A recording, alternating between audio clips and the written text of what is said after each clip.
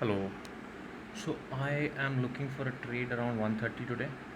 If Nifty is at or above VWAP by 130 or has visited VWAP by 130, I'll look for a sell opportunity, scalp sell. Otherwise, I'll look for a scalp buy opportunity. If Nifty hasn't visited VWAP or is not at VWAP by 130, my stop loss will be 130 high, or if I'm looking for buy, it'll be 130 low. Not trading bank Nifty and Reliance. मैं आज Nifty में scalp cell और bye opportunity देख रहा हूँ 130 के आसपास. अगर 130 तक 130 क्लोज तक अगर निफ्टी वीवैप पे है या वीवैप के ऊपर है या वीवैप विज़िट कर चुकी है तो मैं 130 क्लोज पे बाय सेल करने की कोशिश करूँगा, स्कैल्प सेल.